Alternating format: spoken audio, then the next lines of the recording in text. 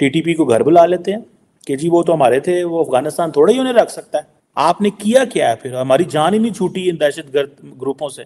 आधा मुल्क एक तरफ जा रहा है, आधा मुल्क एक तरफ जा रहा है। वो ईरान में भी जाके आप कहते हैं जी कि वो हमारी सरजमीन आपके खिलाफ इस्तेमाल होती रही है, कि हमारा वजीर आजम दूसरे मुल्क जाके अपनी बेइज्जती करके आ जाता है। ठीक है, ईरान जो कुछ पाकिस्तान के खिलाफ कर रहा है उसके लिए पाकिस्तान को कुछ तो कुछ करना है कि नहीं करना भाई? हमने दुनिया के साथ मिलके, वेस्टर्न वर्ल्ड के साथ मिलके दहशतगर्दी की जंग लड़ी। दुनिया नहीं मानती, दुनिया सिर्फ इतनी मानती है वो जो आधी लड़ी हुई है। बाकी वो कह रहे हैं नहीं उधर तो आप लगे हुए हैं। इंडिया का नैरेटिव इस वक्त मजबूत है, क्यों ना वो माने दुनिया। जो यूएस इंटेलिजेंस रिपोर्ट है वो बेसिकली क्या रिपोर्ट है? ये जो थ्रेट असेसमेंट है ये क्या है? वो वही कह रहे हैं जो डॉक्टर जयशंकर कहते हैं। वो एब्सोल्युटली वही जुबान है जो डॉक्टर जयशंकर कहते हैं। सो मैं तो समझता हूँ कि क्या हम अमेरिकन अथॉरिटीज पे बात नहीं कर सकते? क्या हम दुनिया से बात नहीं कर सकते कि क्या हम कर रहे हैं, ये हमने क्या किया है, ये हमारा अब उसमें देखिए एक वक्त था कि हम we using this as a problem, as a tool non state actors को कश्मीर में, जो कि हकीकत है। वो हमें तो नहीं, हम हमारी ओर से पहले फैसले लिए गए हुए हैं। सो अब क्वेश्चन ये आता है कि हम लोग जो है अपनी स्टोरी भी नहीं दुनिया को सुना सके, फिर हमें हमारे ऊपर लेबल लग गया जी ये गुड तालिबान, बैड तालिबान, इस तरह की चीज़ें। अब क्वेश्चन आता है कि जी ये जो इंडिया और चाइना का जो मसला है ये बड़ा सीरियस मसला है, ये बड़ा सीरियस मसला है और उसको सारी दुनिया एक ही बात कर रही है, ठीक है जी, कि ये प्रॉब्लम हो सकता है, ठीक है जी। और ये प्रॉब्लम हो सकता है, चाइना और इंडिया की जो है लड़ाई हो सकती है। अगर ये जो इंडिया चाइना का जो कॉन्फ्लिक्ट है ये अगर बढ़ता है या इसमें मामलात ख़राब होते हैं तो where does Pakistan stand? Indian perspective ये है कि this is going to be a true front war. Pakistani perspective जो है वो साइलेंट है, एंड चाइनीज़ जो है they don't want to get into it. वो पाकिस्तान को इस्तेमाल नहीं करना चाहते, बिकॉज उनको पता है कि ये अगर हमने किया तो ये हमारे गले पड़ जाएगा, पाकिस्तानी जो है वो इन चीज़ों में आ जाएंगे। सो लार्जली पाकिस्तान को अगर आप देखें अमेरिका के अंदर इस एंगल से देखा जा रहा है, इस एंगल से देखा जा रहा है। और वो जो आप ये कह सकते हैं Pakistan is being viewed in the United states in Washington from an Indian lens. हमारा क्या मौकफ है? हम क्यों दुनिया को क्लैरिटी नहीं दे सके? इन सवालों के जवाब कौन देगा? या क्यों हम दुनिया के साथ इस तरह बात नहीं कर पाए? हम क्यों ना बात में ये कह सके? इसमें मेरी एक तो मैंने पॉलिटिकल एंगल बताया, दूसरा मेरी ज़ाती जो राय है इसमें वो ये भी है कि अमेरिकन जब अफगानिस्तान से विड्रॉल किया उन्होंने, तो उसमें आप एक चीज़ देखें, the moment they did a withdrawal, American didn't utter a single word about Pakistan के पाकिस्तान का क्या किरदार रहा है ओपनली, लेकिन they are not happy. So our friends and particularly in the जो इंटेलिजेंसिया से जिनका ताल्लुक है, विच मीन्स एकेडमिक्स, प्रोफेसर्स जो डिफरेंट थिंक टैंक्स में वाशिंगटन में है, आप उनसे जाके पूछे तो दे बिलीव दैट पाकिस्तान ने कोई हमारे साथ अच्छा किरदार अदा नहीं किया, but somehow they believe Pakistan is too important to be ignored from the perspective of China, from the perspective of India, for Afghanistan. So इस रीजन के हवाले से वो समझते हैं कि हमारा इनके साथ एक क्लोज ताल्लुक रहना बहुत बहुत ज़रूरी है, ठीक है। अभी जिस तरह एक फ्रेंडली गवर्नमेंट है, अभी भी जो मौजूदा हुकूमत पाकिस्तान में बनी है वो एक फ्रेंडली गवर्नमेंट है for the US, and the US will have every kind of an access in Pakistan, और होना भी चाहिए। हमने उनके साथ मिलकर बड़ा काम किया हुआ है माजी में, आइंदा भी काम करना चाहिए। United States is US is a global super power.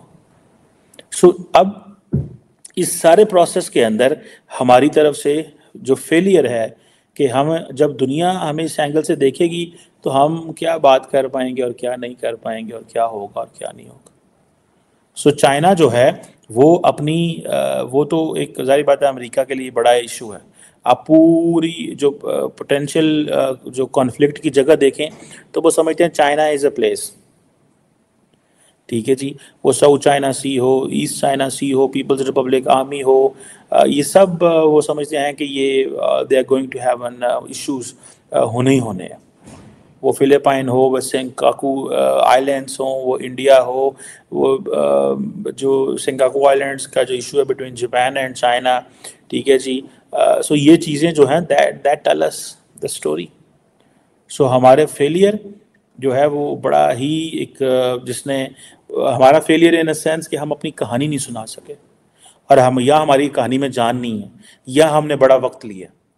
Because अगर आप ये देखें कि हमारी हाफिज सईद से जो इस वक्त जेल में है, हाउस अरेस्ट कहा जाता है शायद, जेल उनको मिली हुई है, क्वेश्चन ये आता है कि हमारी हाफिज सईद से जान क्यों ना छूटी, जब हमें इस चीज़ का पता है that Hafiz Saeed is Pakistan liability.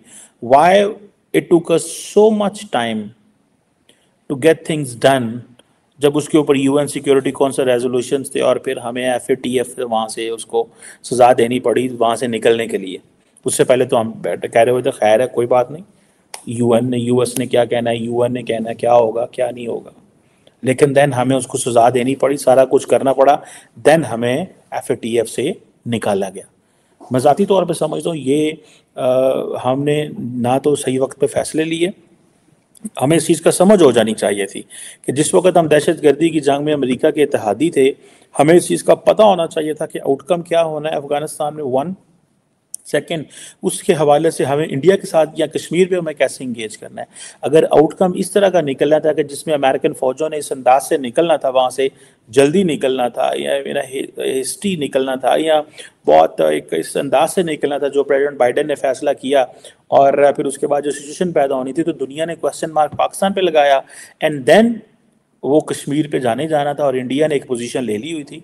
India ने कश्मीर की सारी स्ट्रगल को दहशतगर्दी से लिंक कर दिया, ग्रुप्स पाकिस्तान से जो माजी में जाते रहे उनको वो लिंक कर दिया, अब हमले होते रहते हैं। उन्होंने कहा बस ठीक है। सो लेटेस्ट तो उनके हिसाब से 2020 तक आप इंगेज हैं, ये पिछले 3-4 साल में आपने कुछ नहीं किया, तो वो कह रहे हैं ये 2020 तक तो इंगेज हैं, 2019 तक तो ये इंगेज रहे हैं, ये हमें तंग करते रहे हैं। सो दुनिया मानती है। और आपको याद होगा जिस वक्त इंडिया ने सर्जिकल स्ट्राइक की थी, उस वक्त आई थिंक आपको याद होगा माइक पॉम्पियो अमेरिकी सेक्रेटरी ऑफ स्टेट थे, और उन्होंने क्या कहा था, India has a right of self defence, India has a right of self defence. दुनिया का कोई एक मुल्क नहीं था जिसने कहा होगा पाकिस्तान का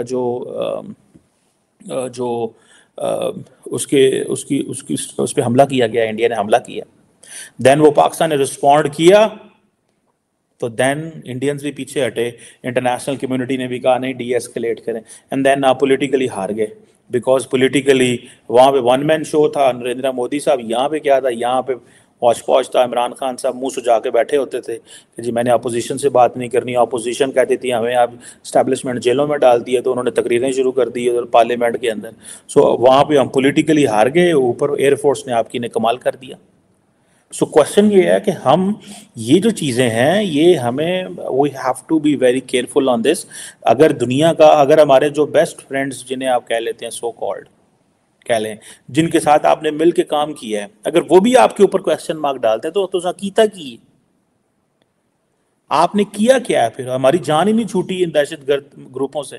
आधा मुल्क एक तरफ जा रहा है, आधा मुल्क एक तरफ जा रहा है। पाकिस्तान के आर्थिक बदहाली की हालत पूरी दुनिया के सामने आ चुकी है। देश में रोटी के लिए लोगों की लंबी लंबी कतारें तो पूरी दुनिया ने देख ली है, लेकिन अब कंगाली का आलम यह है कि पाकिस्तान का स्टेट बैंक ढंग से नोट भी नहीं छाप पा रहा। पाकिस्तान ने ऐसे नोट रिलीज कर दिए जो आधे ही छपे हुए हैं। हैरानी की बात तो यह है कि इन नोटों को लोगों को देने के लिए बैंकों तक भी पहुंचा दिया गया। पाकिस्तान के ही एक बैंक कर्मचारी ने इन आधे अधूरे छपे बैंक नोट का वीडियो बना लिया, जिसके बाद अब सोशल मीडिया पर लोगों का गुस्सा फूट पड़ा है। पाकिस्तान के प्रमुख अखबार डॉन की एक रिपोर्ट के मुताबिक सोशल मीडिया पर आलोचना के बाद स्टेट बैंक ऑफ पाकिस्तान ने मंगलवार को आधे प्रिंट नोट के मामले की जांच की घोषणा की है। सोशल मीडिया पर सामने आए वीडियो में एक शख्स खुद को नेशनल बैंक ऑफ पाकिस्तान की मॉडल कॉलोनी शाखा का मैनेजर बता रहा है। शख्स ने 1000 रुपए के 2 नोट पकड़े हुए हैं जो सिर्फ एक तरफ ही छपे हुए हैं।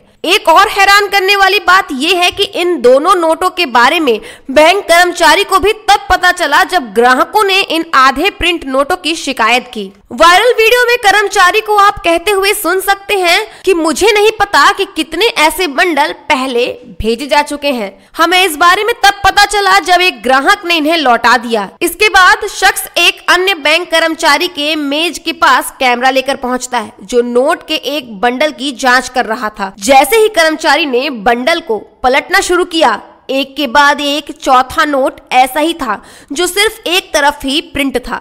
मैनेजर ने आगे कहा कि हर बंडल में से कम 2 नोट इस तरह आधे छपे हुए हैं। आधे छपे नोट का वीडियो आने के बाद कुछ ही घंटों में सोशल मीडिया पर यह वीडियो वायरल हो गया, जिसके बाद पाकिस्तानी लोगों का गुस्सा फूट पड़ा। एक्स, फेसबुक और इंस्टाग्राम पर वीडियो शेयर करते हुए लोगों ने जमकर अपनी भड़ास निकाली। एक यूजर ने एक्स पर लिखा, जब आप बैंक और एटीएम से नकदी निकाल रहे हो तो बहुत सावधान रहें, एक एक नोट की जांच बारीकी से करें। फार्म कराची नाम के हैंडल से लिखा गया, यह Pakistan security printing press Karachi के प्रिंटिंग स्टाफ की लापरवाही है और स्टेट बैंक भी उतना ही जिम्मेदार है। फेसबुक यूजर फैजल बट ने टिप्पणी की, अगर ये नए बंडल हैं तो यह स्टेट बैंक का बेहद गैर जिम्मेदाराना व्यवहार है। पोस्ट के नीचे एक अन्य युवक ने कमेंट किया, स्टेट बैंक ऑफ पाकिस्तान को इसके खिलाफ गंभीर कार्यवाही करनी चाहिए।